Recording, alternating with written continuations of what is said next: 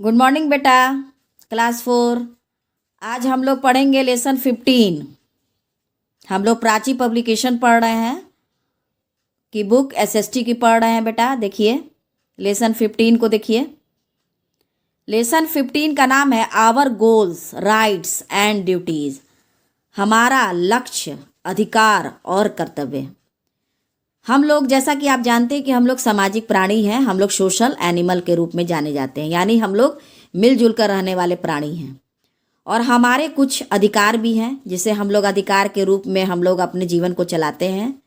कुछ हमारे लक्ष्य भी हैं जिसे प्राप्त करना रहता है, और कुछ उसके साथ साथ हमारे साथ कर्तव्य भी हैं जिसको हम लोग पूरी ज़िंदगी निभाते हैं। तो देखिए, जब हम समाज में रहते हैं तो कुछ अधिकार भी हम लोग इस्तेमाल करते हैं, और अधिकार के साथ साथ हमें कुछ कर्तव्य भी हैं जिसे हमको निभाना पड़ता है। तो देखिए, हम लेसन 15 में आज हम लोग पढ़ेंगे। देखिए, the British ruled over our country for more than 200 years. After a long freedom struggle, our country became independent on 15 August 1947. The immediate task before our leader was to form a government. For this purpose, a constituent assembly was set up in 1946. A set on guidelines and rules were prepared by the Constituent Assembly, and this was called the Constitution. And this Constitution was adopted on 26 January 1950. Thus, to make this occasion, we celebrate 26 January as the republic day every year. अब first line पर आ जाइए बेटा। जैसा कि आप जानते हैं कि करीब 200 वर्षों तक ब्रिटिश का यानी अंग्रेज का हमारे देश पर राज रहा। After a long freedom struggle, काफ़ी आज़ादी के संघर्ष के बाद हमारा जो देश है वह आज़ादी को प्राप्त हुआ 15 अगस्त 1947 को। The immediate task before our leader was to form a government.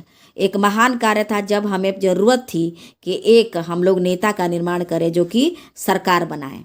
For this purpose, इसी उद्देश्य से हम लोगों ने कॉन्स्टिट्यूएंट असेंबली का निर्माण किया, यानी संविधान सभा को रखा 1946 को, और उसके गाइडलाइन जो कि दिया गया था और कुछ नियम कानून को हम लोगों ने चलाया। संवैधानिक सभा में नियम कानून को रखा गया और उसको बनाया गया नियम और कानून को जो कि संविधान सभा के द्वारा बनाया गया। उस नियम के द्वारा तहत हमें ये बताया गया कि किस नियमों के द्वारा हमें इस इंडिया कंट्री में रहना है। This was called the constitution. उसे ही संविधान कहा जाता है, उस नियमों को। दिस कॉन्स्टिट्यूशन वाज एडॉप्टेड, इसको लागू किया गया 26 जनवरी 1950 में। Thus, to make this occasion, we celebrate 26 January as the Republic Day every year. उसी के उपलक्ष्य में हम लोग प्रत्येक साल गणतंत्र दिवस को मनाते हैं। अब हम लोग पेज नंबर 115 बेटा पढ़ेंगे। देखिए, ये नीचे ये फिगर देखिए आप लोग। फिगर में सेनाएं खड़ी है, देख रहे हैं ना, सेनाएं हैं।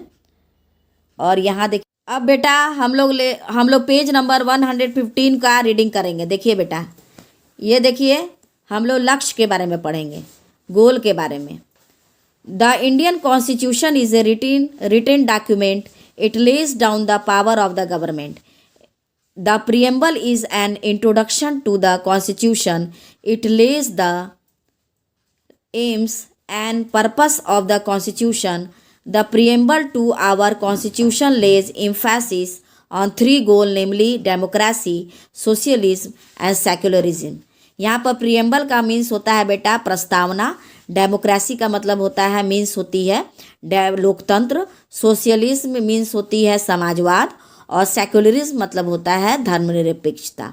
तो देखिए, हमारा जो इंडियन कॉन्स्टिट्यूशन है वो लिखित रूप से हमारे पास डॉक्यूमेंट के रूप में है, और इसमें इस लेखन में it lays down the power of the government, इसमें गवर्नमेंट को कुछ पावर दिए गए हैं, कुछ शक्तियाँ दी गई हैं।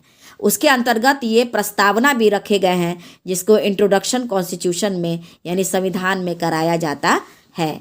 It lays the aims and purpose, इसका मुख्य लक्ष्य और यह उद्देश्य है कॉन्स्टिट्यूशन का। The preamble to our constitution lays emphasis on 3 goal, यह 3 इसके बारे में लक्ष्य रखे गए हैं जो कि लोकतंत्र है, समाजवाद है और धर्मनिरपेक्षता है। The constitution of India allows the people to elect their representative to form a government. हमारे भारत का संविधान ये अलाउ करता है कि हम अपने प्रतिनिधि को चुन सकते हैं, गवर्नमेंट के रूप में चुनकर सरकार बना सकते हैं। This is called democracy. इसे प्रजातंत्र या लोकतंत्र भी कहा जाता है। Freedom and equality are essential for the success of democracy. किसी भी डेमोक्रेसी को, लोकतंत्र में को सक्सेस करने के लिए, सफलता के लिए आज़ादी भी ज़रूरत है और समानता की भी ज़रूरत होती है। The people of India will have equal right और and equal opportunities to progress. किसी भी लोगों को, चाहे कोई भी अंतर्गत, किसी भी के भी अंतर्गत जातियों के लोग हों, उनको प्रत्येक रूप से समान रूप से अधिकार और समान रूप से मौका या अवसर मिलनी चाहिए। तभी हमारा इंडिया सक्सेस करेगा, प्रोग्रेस आगे बढ़ेगी और विकास निरंतर होगी। इसे ही हम लोग कहते हैं समाजवाद। यानी कि कोई भी समाजवाद की ये जो नियम है वो है कि कोई भी डिफरेंस नहीं होनी चाहिए, कोई भी धर्म में निरपेक्षता होनी चाहिए, कोई यानी कि कोई भी धर्म में कोई भी मतलब कि अंतर नहीं होनी चाहिए। सभी लोग समान रूप से व्यवहार होना चाहिए सभी लोग के साथ। No discrimination will be made on the basis of religion और कास्ट। कोई भी भेदभाव, डिस्क्रिमिनेशन मीन्स बेटा होता है भेदभाव, किसी भी धर्म हो, चाहे कास्ट हो, जाति हो, उनमें भेदभाव नहीं होनी चाहिए। Everyone is free to follow any religion. और प्रत्येक कोई अपने एक रिलीजन के प्रति पूरी तरह से फ्री है, किसी भी रूप से उसको मान सकते हैं। दिस इज कॉल्ड सेक्युलरिज्म, धर्मनिरपेक्षता। द स्टेट ट्रीट्स और रिलीजन इक्वली। और राज्य को ये पूरी तरह अधिकार है कि पूरी तरह धर्म को समानता रूप से देखे, कोई भी भेदभाव ना करे। It does not favour any religion. किसी भी रिलीजन की बड़ाई ना करे, उनके फेवर में नहीं रहे, उनकी तरफ ना रहे। Democracy, socialism and secularism are our national goal. इसीलिए कहा जाता है कि लोकतंत्र में समाजवाद और धर्मनिरपेक्षता ये आपस में क्या है, मिले जुले चीज़ कहलाते हैं, आपस में एक दूसरे के पूरक हैं। जहाँ डेमोक्रेसी है वहाँ पर सफलता के लिए सोशलिज्म चाहिए और धर्मनिरपेक्षता की नियम कानून को चाहिए। अब हम लोग पढ़ेंगे अधिकार के बारे में। The constitution of India has given certain right to every citizen. हमारे भारत का संविधान कुछ कोई निश्चित अधिकार को प्रत्येक नागरिक को दिए गए हैं। हमारे इंडिया के संविधान में नियम बनाए गए हैं। These are called the fundamental right. उन अधिकारों को मौलिक अधिकार कहा जाता है। No one can ignore this right. कोई भी इसको अज्ञानता रूप से नहीं देख सकते, इसे सबको समझना होगा।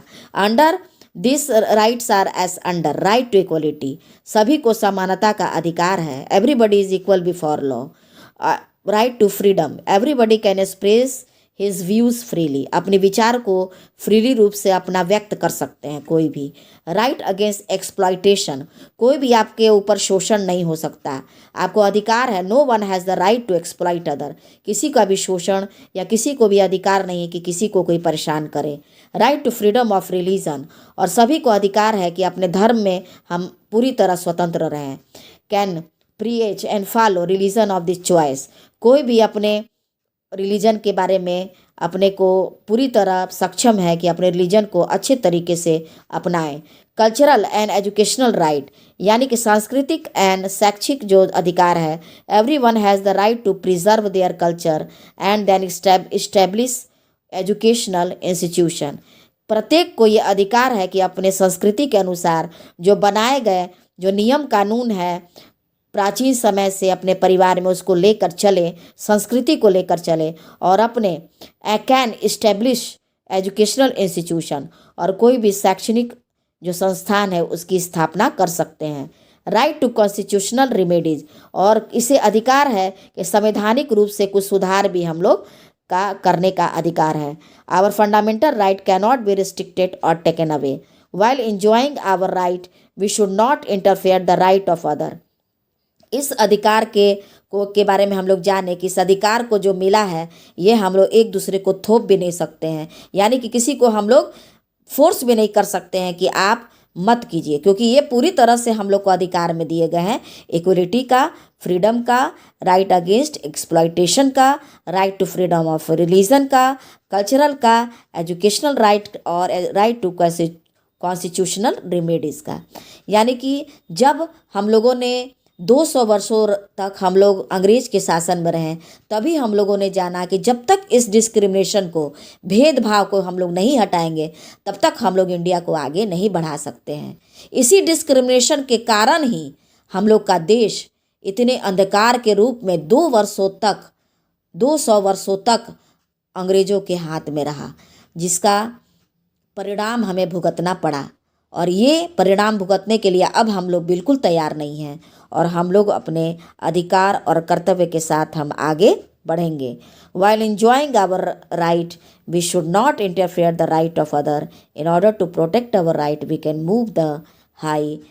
अब आगे बेटा है, देखिए, हाई कोर्ट और supreme court, but during emergency, the fundamental right and suspended the right and duties are